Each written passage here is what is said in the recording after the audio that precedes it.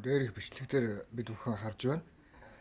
За энэ бэлэх сэлхийн одоо аманд байдаг. Тоосхны үйлдвэр гэж ярьдаг. Тэрний уулын орой дээр одоо юм нуугч байсан. За энэ нуугч дээрх нь 1945 оны нуугчийг санагдуулна.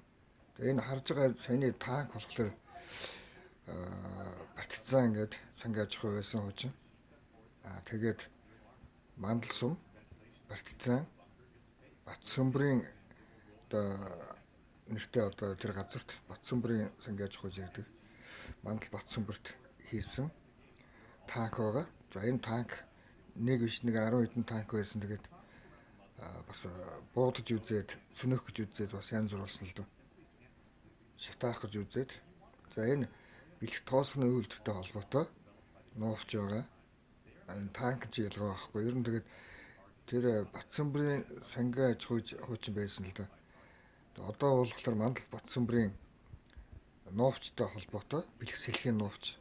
За энэ харж байгаа энэ бид бүхний нуугчны одоо ерөнхий одоо бүтц гадна талын байдлыг одоо харж байна. За энэ Оросын холбооны улсын музейд байдаг юм байна. Хийсэн үн одоо Маркс төвийн эрдэнэт зохиомж байгаа. Ер нь бол зүгээр туршилтын маягаар хийж үтсэн.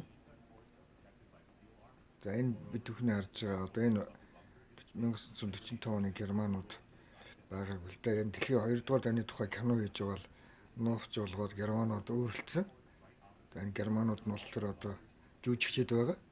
За жүжигчний хувцсыг Германы гестап, Германы нацистийн одоо офицеруудын хувцсыг өмсч одоо жүжиглэлтийн хувцсыг өмсөд одоо ингээд олон жил газар дуур амьдэрсэн. Тийм л одоо жүжигчид байгаа шүү дээ. Орос, Монгол хэд хайшин, Орос хэд хайшин ер нь бол нэг тиймэрхүү дүр хойрогсон хүмүүс байдаг. За одоо дээрээс нь харахад нэг иймэрхүү нуугчид байсан. Одоо бэлэх сэлхийн одоо уул ойроо тэр яг иймэрхүү нуугчид байгаа. За ингээ анхаарал тавьсанд баярлалаа.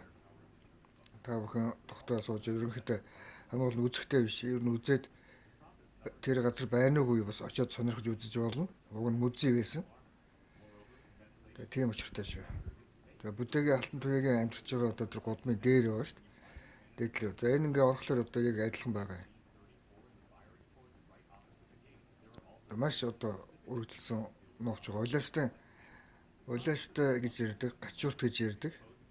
Тэр газрын хонголтой бас нийлнэ. Цаашаа тэгээд тэрэлжийн уулдаач нийлж магадгүй баха гэж бодож байна.